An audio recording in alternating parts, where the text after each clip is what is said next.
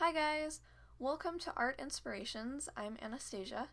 And today for our art inspiration, for this week's art inspiration, should I say, is drawing on different kinds of old book paper and or encyclopedia paper. Now, what I mean by this is this paper that I'm drawing on right here, I got out of an old encyclopedia that my family didn't want, and I said, you know what, I'm gonna use it. And the cool thing about it is this encyclopedia, the paper is kind of I don't even know what to call it. It almost feels like wax paper, but it has just that tone before it's like unpaintable, I guess would be the idea. And so one of the things I was doing is when I was looking to see, what would be a good art inspiration, I saw this page and I saw that it said flues, and in my mind for some reason that meant a pipe. I'm not 100% sure. I think it is. If someone comments below and says, that they've looked this up and seen that it is, that's totally okay.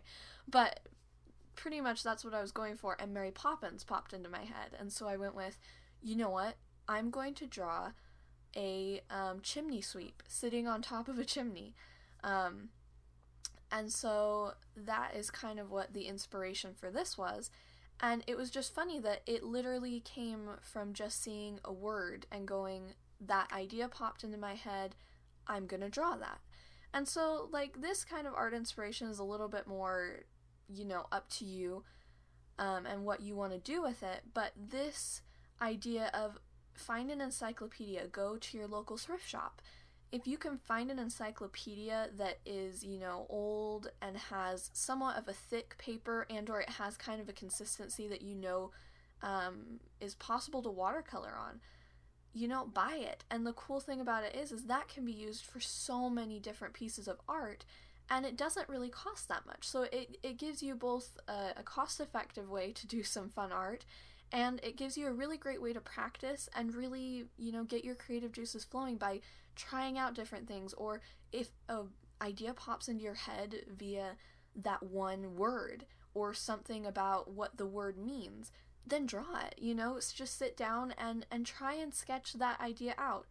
On this, I really tried to make sure that as I was doing it, I had only a certain set of pens. I knew I wanted to do it grayscale / with a silhouette kind of feel to it.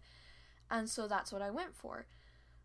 So beyond that, I used some Copic, I used some Faber-Castell. I don't know if that's how you say it, so please no one murder me for saying it incorrectly. But I also used, I think it was a Uniball point something pen.